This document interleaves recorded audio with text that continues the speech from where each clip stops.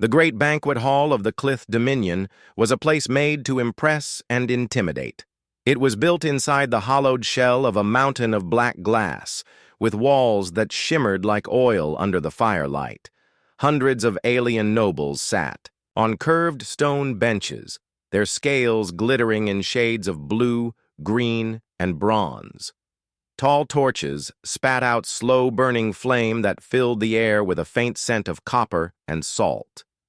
At the far end of the hall, on a throne carved from a single, massive crystal sat Queen Urena. She was the ruler of the Clith people, feared by her enemies and respected, sometimes grudgingly, by her own kind. She was tall, slender, her scaled skin the deep silver of a moonlit sea. Her long head crest, braided with golden threads, trailed down her back. Her eyes, a sharp violet, missed nothing. When she smiled, the expression was beautiful, but there was always a trace of something dangerous in it, like a blade wrapped in silk. That night the hall was alive with voices, laughter, and the clinking of ceremonial cups. The war between the Terran Alliance and the Clith Dominion had ended only 5 days ago with the signing of a fragile ceasefire. The banquet was meant to celebrate peace, or at least the appearance of it. At the center of it all, seated across from the Queen herself, was Captain Elias Vance. Elias was not the tallest man in the Terran fleet, nor the most decorated, but he had a reputation for surviving impossible missions and somehow making friends in the unlikeliest of places. He had short, dark hair, a clean-shaven jaw, and eyes the color of cold iron. His dress uniform was immaculate, the silver insignia of the Alliance gleaming under the torchlight. But even in this sea of alien nobility, Elias sat with an easy confidence, as if he belonged there. He didn't. Everyone knew it. The war had been brutal. Both sides had lost thousands of lives and dozens of worlds. The ceasefire was a gamble. The Dominion's nobles watched the human captain with thinly veiled suspicion, some with open hostility. Humans were unpredictable, rash, and emotional, everything the Clith considered dangerous in a species. And yet here one was, sitting within arm's reach of their monarch. Queen Urena raised her goblet, the golden liquid inside catching the firelight. "To peace," she said, her voice carrying easily over the room. "May it be more than a pause between battles." The hall echoed her words in a chorus of hissing agreement. Elias lifted his own cup in reply, nodding politely. "To peace," he said, his voice steady, carrying just enough warmth to feel genuine without sounding naive. The Queen's lips curved into a faint smile. She studied him for a long moment, tilting her head slightly, as though he were a puzzle she couldn't yet solve. "You are different from what I expected of a human," she said finally. Elias set his cup down. Should I take that as a compliment or a warning? A ripple of low laughter moved through the hall. The Queen's eyes glinted with amusement. "Perhaps both," she said. Then, in a tone that was light, almost playful, "Tell me, Captain, do you know the custom of true names among my people?" Elias shook his head. "No, Your Majesty." Urena leaned back in her throne, her long fingers drumming lightly on the armrest. "Every Clith is given 2 names. The first, the one you hear, is for the world. It is the name we carry in public, the one sung in our titles and etched in our records. The second name is for the soul. It is given at birth and spoken only to the closest of kin. To speak it aloud is to open your fate to the one who knows it." Elias listened closely. Around the hall the nobles were watching with renewed interest. Some shifted uncomfortably, as though this topic were too private to be discussed before outsiders. "And if someone guesses this second name?" Elias asked. The Queen's smile widened into something sharper. "No one guesses. Not in 1,000. Years has a true name been spoken by any but its owner or chosen kin." Elias raised an eyebrow. Never. Her eyes flashed, the violet in them catching the firelight like a spark. Never. Then she leaned forward slightly, her voice taking on the lilt of mischief.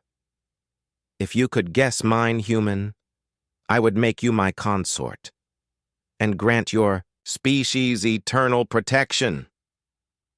The hall went dead silent for half a heartbeat, and then erupted in laughter. Deep, rolling hisses and clicking sounds filled the air. Several nobles slapped the table in amusement. It was a ridiculous suggestion, the kind of jest meant to embarrass the listener. Elias smiled faintly, but his gaze didn't leave hers. That's a bold wager, Your Majesty. Bold. She tilted her head. It is safe. You will never guess. Perhaps, Elias said. He took a slow sip from his goblet. But you sound very certain. The laughter around the hall grew louder. The queen chuckled softly, leaning back in her seat again, as though the conversation was over. But Elias had seen something.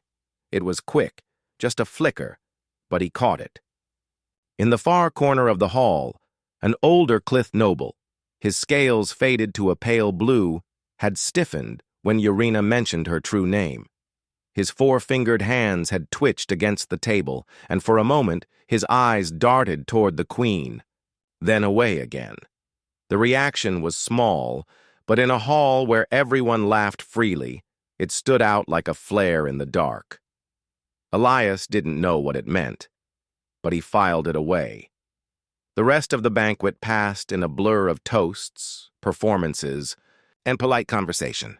Food was served in elaborate courses, steaming platters of roasted sea beasts, bowls of bright green fruit that hissed softly when cut open, and golden bread that smelled faintly of spice. Elias ate little, speaking only when spoken to, letting the room's currents of conversation flow around him. The queen spoke with other dignitaries, but every now and then her eyes would find his again, as if to check if the jest had unsettled him. It hadn't. It had done the opposite. When the banquet ended, Elias was escorted back to his guest chambers, deep within the mountain. The corridors were dim, lit only by glowing mineral veins in the walls. His two Clith guards walked in silence, their tails swaying rhythmically behind them. Elias's mind, however, was far from still. A joke, he thought. She framed it as a joke. But something in her eyes told me it wasn't entirely a lie. He remembered the old noble's reaction, the sudden stiffness, the quick glance. Maybe the queen's true name wasn't an untouchable secret after all. Maybe someone knew, and that someone could be persuaded to share it. Elias reached his quarters. The door slid shut behind him with a deep hiss. He stood in the middle of the room, staring at the patterned floor tiles for a long moment. Then he smiled, a slow, thoughtful smile. If the queen thought her challenge was impossible, she'd never expect him to try. And if he succeeded, well, a marriage to the most powerful ruler in this part of the galaxy might not be the worst political weapon the Terran Alliance could wield. But it wasn't just politics. No, there was something else. A part of him wanted to see her face when he spoke her true name. To see the unshakable Queen Urena caught off guard. It was a dangerous game. He intended to play it. The city was unlike anything on Earth. It clung to the walls of a massive crater, the buildings carved directly from the black glass rock. Towering spires shimmered in the pale sunlight, each capped with metal banners that fluttered and rang, like wind chimes. Thin canals of glowing green water wound through the streets, carrying both trade barges and the strange scent of ocean brine. Above it all, a thin shield of energy shimmered faintly, guarding the city from the harsh winds of the high plateau. It was beautiful, Elias admitted, but beauty had never stopped a city from turning into a battlefield. He sipped from the mug of steaming red tea the servants had left for him. His mind was not on the view. It was on the Queen's challenge. A true name, he thought. A name that could bind fate itself. Was that superstition? A cultural belief? Or was there something real behind it? The Clith were not known for jokes, especially not their monarch. If there was a way to find that name, he was going to try. Elias began his search in the only place he could, small talk. That afternoon, he attended a meeting between Terran diplomats and Clith trade ministers. The talks were long and full of cautious words, as each side felt out the limits of the ceasefire. Elias spoke little, instead watching faces and body language. When the session ended, he fell into step beside Ambassador Keir, a senior trade advisor to the Queen. Keir was a tall, copper-scaled Clith with an easy smile that didn't quite reach. His eyes. "Your city is impressive," Elias said casually. "Every building feels like it's part of a story." Keir gave a polite nod. "It is. Our history is carved into our stone, Captain." "I've been wondering," Elias continued, keeping his tone light. "How far back does the Queen's line go?" Keir's eyes flicked toward him briefly. "As far as the first tide," he said, using a Clith idiom that meant, "so long ago no one remembers." "And her name, Urena, does that have a special meaning?" Keir's steps slowed just slightly. "It means storm before dawn. But that is her given name, the name she carries in her crown." "And the other?" Elias asked softly. Keir stopped walking entirely. His copper scales shifted color slightly, a sign of discomfort. "You should not ask that, Captain. It is not for off-worlders to know. Not even our own kind speak of it freely." Elias smiled as if embarrassed. "Just curiosity." Keir gave him a look that was part warning, part pity. Curiosity can be dangerous here. Then he walked away, leaving Elias with more confirmation than he'd hoped for. True names were not just superstition. They mattered. That evening, Elias wandered the lower districts of the city. His guards protested, but he reminded them that the ceasefire included safe conduct for diplomats. In truth, he wanted to see the streets without the layers of ceremony and control that surrounded the palace. Here, the air smelled of salt and spice. Vendors sold skewers of grilled fish creatures, their eyes still glowing faintly. Children chased each other between market stalls, their scales flashing in the fading light. Street performers played curved instruments that produced deep, thrumming notes like the heartbeat of the sea. And here, far from the throne room, people talked more freely. In a shadowed corner of the market, Elias found a tavern with a low ceiling and a smell of fermented kelp. He stepped inside. Conversations hushed for a moment as the locals noticed him, but then resumed when they saw he was alone. He took a seat at the bar and ordered something the bartender called moon water. It was pale and slightly sweet with a faint burn. After a while, an older Clith sat beside him. Her scales were faded to near white, and one of her eyes was clouded with age. She wore no noble jewelry, only a plain cloak. "You're the human," she said, her voice rough but steady. Elias smiled faintly. "That's me." "They say the Queen joked with you," the woman continued, "about her kashal, her life name." Elias kept his tone casual. "That's what they call it?" The old woman nodded slowly. "Yes. In your tongue, perhaps. Soul name. We believe it shapes destiny. It is not just a sound. It is the first truth spoken over a child." Elias leaned his elbows on the bar. "And if someone speaks it who shouldn't?"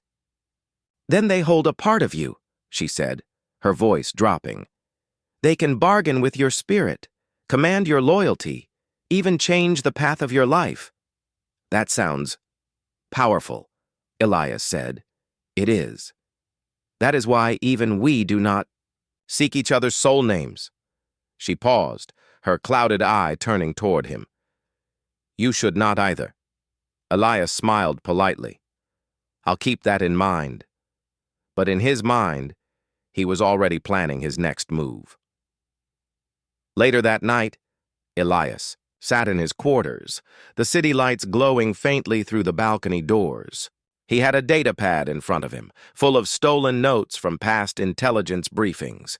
He searched for anything about Clith royal traditions, ancient records, birth ceremonies, anything that might hint at how soul names were chosen. Most of it was vague. The Clith had destroyed much of their own history during civil wars centuries ago, but one line caught his eye.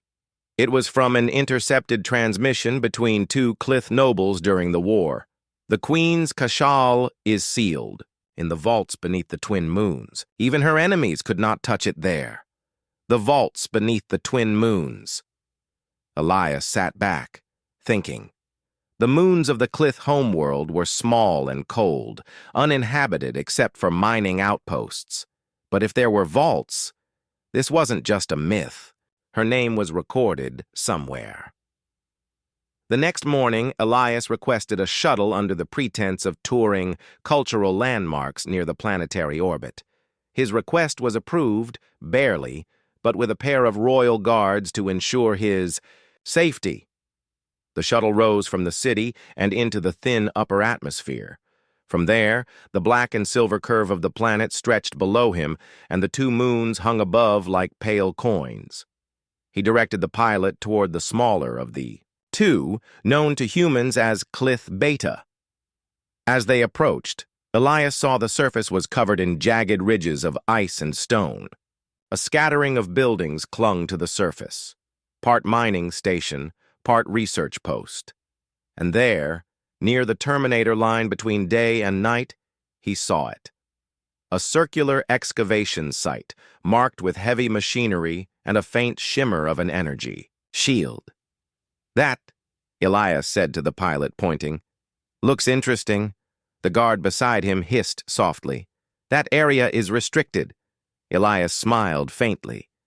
Then I suppose we should see why. They landed on the edge of the excavation. The air here was thin and freezing, the light from the distant sun dim and blue. Clith workers in insulated suits moved among the machines, their faces hidden behind visor masks. Elias stepped forward, his breath misting in the cold. A tall figure in a dark cloak approached him, flanked by two more guards. When the figure lowered her hood, Elias's eyes narrowed. It was Princess Saithra, the Queen's younger sister. He'd seen her only briefly at the banquet, standing apart from the main table, her expression cool and unreadable. "Captain Vance," she said, her voice crisp. "I did not expect you here." "I could say the same," Elias replied. Saithra's violet eyes studied him. "You seek the life name." "My sister's jest was a mistake. She should not have spoken of it before you." "And you're here?" "For the same reason?"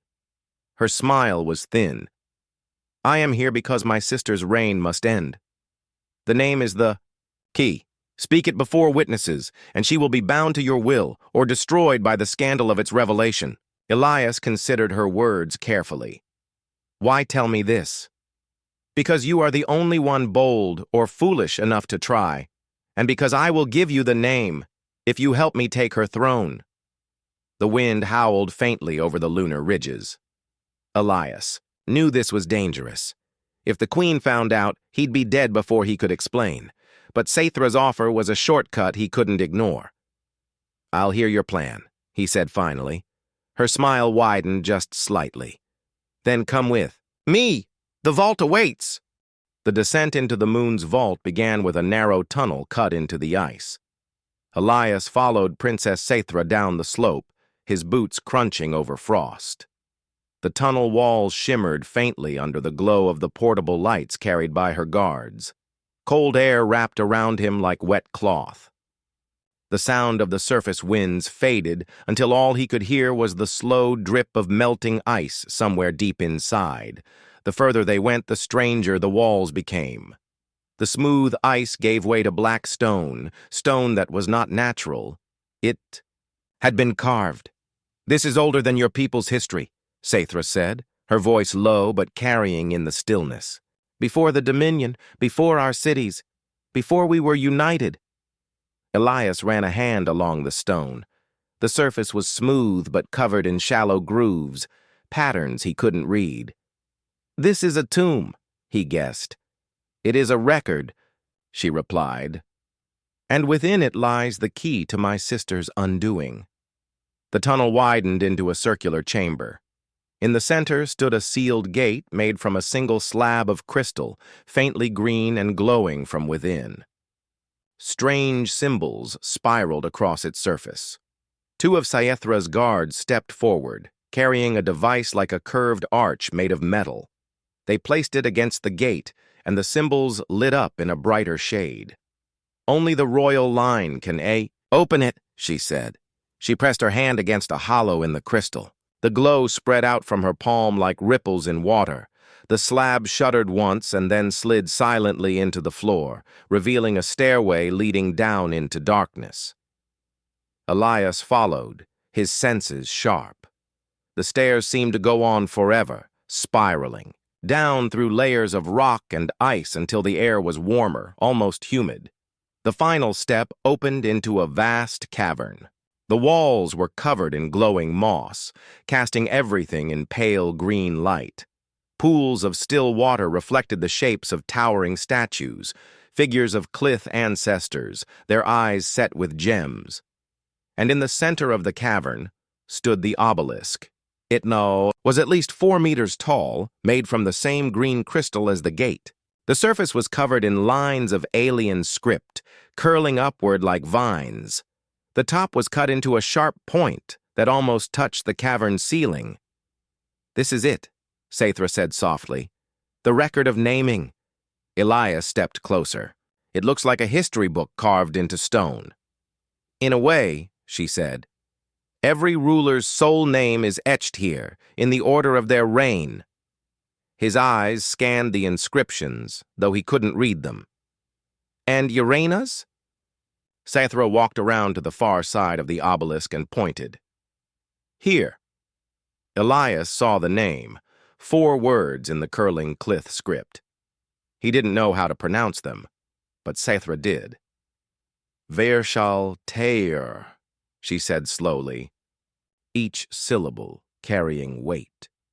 The sound of it echoed faintly in the cavern, like the stone itself had heard and remembered. He repeated it under his breath. "Viewership." It felt strange in his mouth, foreign, but powerful. "That is her fate," Sciethra said.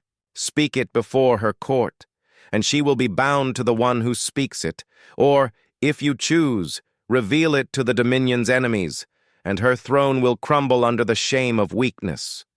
Elias looked at her carefully. "And then you take the throne." Her smile was thin. "And you, Captain, will have an empress in your debt. The Terran Alliance will never face the Dominion as an enemy again." Elias stared at the obelisk for a long moment. This was what he had come for. He had the name. But there was something that bothered him. "Why is it here at all?" he asked. "If true names are so dangerous, why record them?" Sciethra's gaze flickered toward the stone. "It is tradition. The first rulers believed a name could not be lost to time. The record ensures the soul's journey continues beyond death." Elias nodded slowly, but the explanation didn't satisfy him. It felt incomplete. As they prepared to leave, Elias's boot caught on something near the base of the obelisk. He crouched and brushed away a layer of moss, revealing a smaller panel of crystal set into the floor. It had the same script as the obelisk, but these lines were carved deeper, and the symbols were older, rougher. "What's this?" he asked. Sciethra frowned. "A forgotten piece of the record, perhaps." The letters glowed faintly as Elias touched the panel. And then, like a lock clicking open, the floor beneath them shifted. A section of stone slid away, revealing a narrow shaft leading down into blackness. "Stay here," Elias said, already lowering himself into the opening. Sciethra hissed in irritation. "This is not part of our plan." "Plans change," Elias replied, and disappeared into the dark. The shaft led to a hidden chamber only a few meters wide. It was silent and still, the air heavy with age. At the far end was another crystal slab, but this one was cracked through. The center, etched across it, were more words, words that, strangely, were repeated in the newer script above. Elias guessed they were Urena's name again, but below them was something else. Another set of symbols, a second name. Elias touched the cracked crystal, and for a moment a faint image flared in his mind. Urena, standing in the throne room, her expression unreadable. Then the vision was gone. He climbed back up to find Scifi watching him with narrowed eyes. "Well?" she asked. "Nothing," he lied.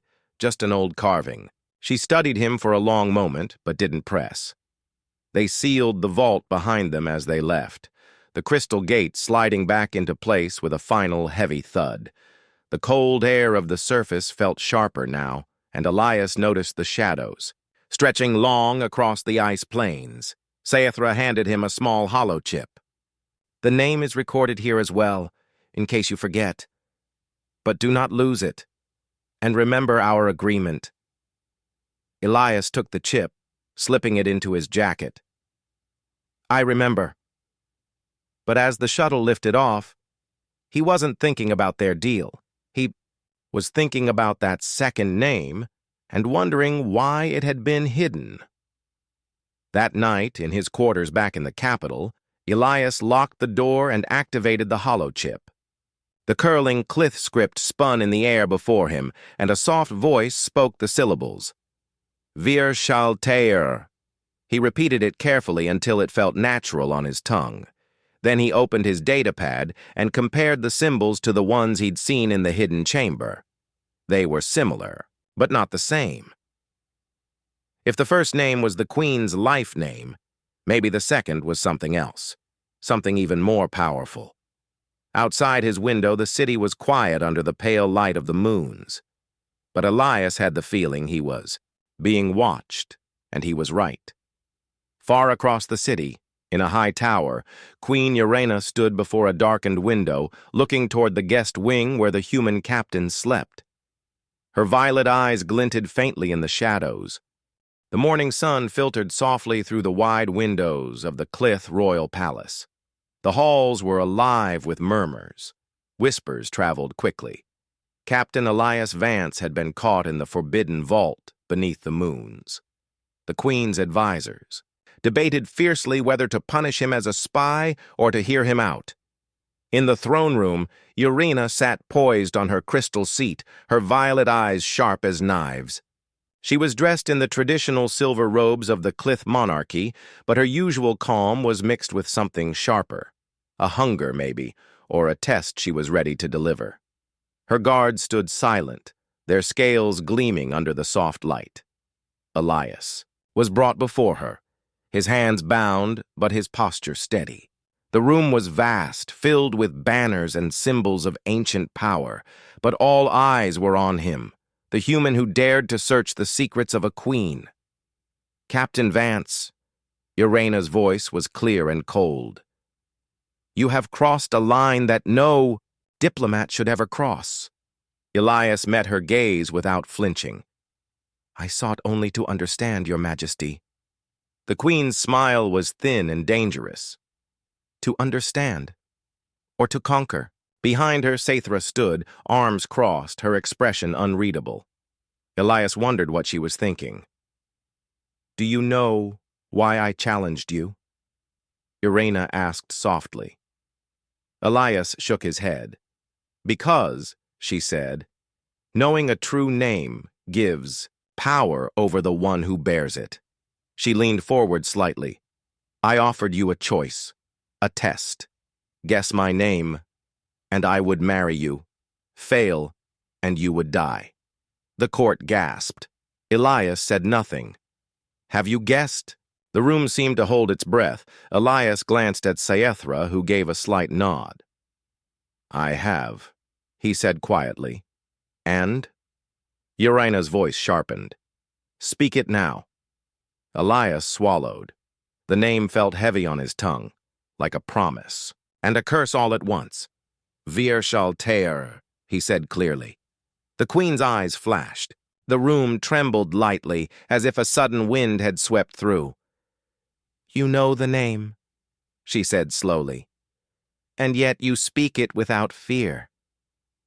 "Because," Elias answered, "I do not seek to bind you. I seek to understand you." Irena's expression softened. Just a little. "No one has ever said that before." Then Saethra stepped forward. "The name is not enough." Elias looked at her.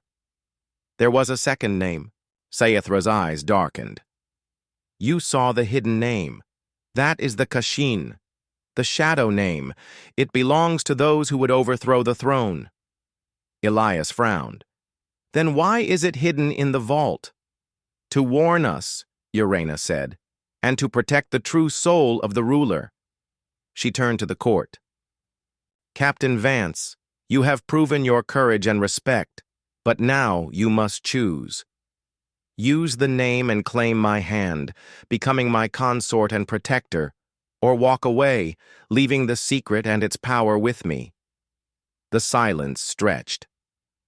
Elias thought of the war his people had faced for generations, the Dominion's greed and cruelty, the fragile hope of peace. If he accepted, he would be tied to a queen whose world was alien and dangerous, but with her trust, perhaps he could build an alliance strong enough to end the bloodshed. If he refused, the chance might be lost forever. Finally, he spoke. "I will not use the name as a weapon, but I accept your offer." The court erupted, in whispers and shock. Irena nodded slowly. "Then you are no mere conqueror. You are something more." She stood and extended her hand. "Come, let us walk together as allies." Elias took her hand, feeling the weight of history and destiny settle around them. The following days were a whirlwind of negotiations and new alliances. Elias found himself learning the depths of Clith politics, the fragile balance between ancient tradition and modern ambition. He and Irena worked side by side, blending human innovation with Clith wisdom. Saethra disappeared into the shadows, her plans unspoken but far from over.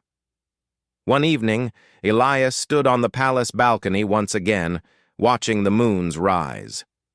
Thought of the secret name hidden beneath the ice, the challenge of a queen's joke, and the strange power of trust. The future was uncertain, but for the first time in a long while, he felt hope. The peace that Elias and Queen Irena built was fragile. The days after the throne room challenge were filled with hope and new talks between the Terran Alliance and the Clith Dominion. Trade routes reopened, old weapons were dismantled, and emissaries moved freely across star systems. But in the shadows, the old enemies did not rest. It began with whispers, rumors of a rebel faction rising deep within the outer moons. They called themselves the Kashin. The name sent a chill through the halls of the palace. It was the forbidden shadow name Elias had seen in the vault. They were led by a figure cloaked in mystery, known only as Karun. His goal was clear, to claim the throne by any means necessary. One night, as Elias and Irena met in the palace council chamber, a messenger arrived breathless. "The Kashin have attacked the mining colonies on Varus Prime," he said. "They took control of the outpost and are moving toward the capital." Irena's violet eyes narrowed. "They have used the knowledge of the shadow name." Elias clenched his fists. "They want to break the Dominion from within." Saethra entered the room, her face hard. "This is war." The palace erupted into action. Troops were mobilized, ships prepared for battle.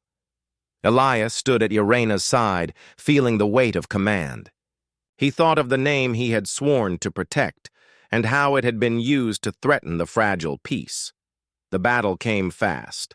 The Kashin fleet was smaller but fierce. Their ships were agile and used strange weapons that interfered with Clith technology. Elias led the Terran fleet alongside the Clith ships, coordinating attacks in ways neither side had done before. The sky burned with laser fire and explosions. On the ground, the palace guards fought fiercely against rebel infiltrators. Sciathra confronted Karun face-to-face in the throne room. Their fight was brutal and silent, more a battle of wills than weapons. "You cannot win," Sciathra said. Karun smiled darkly. "The throne belongs to the one who commands the true power." He stepped forward and whispered the shadow name. Urena gasped. The air seemed to crackle with energy. But then Elias stepped between them. He spoke the true name, the life name, with calm strength. Viewership. The room filled with light. The power of the name was real, but Elias used it not as a weapon, but as a shield. Karun's attack faltered. Sciathra seized the moment and disarmed Karun, ending the rebellion's threat. The throne room was silent except for the heavy breathing of those who survived. Urena looked at Elias, with a mixture of awe and gratitude. In the days that followed, the Dominion and the Terran Alliance worked harder than ever to rebuild trust. Elias and Urena stood as symbols of unity, proof that two very different worlds could find peace. On a quiet evening, Elias and Urena stood on the palace balcony, looking out at the twin moons. "We fought shadows and won," Elias said softly. Urena smiled. "And now, we build a future together." He took her hand, feeling the bond that no name could break. The story ended not with conquest, but with hope. The alien queen had joked she'd marry the human if he guessed her real name, and when he did, it changed everything.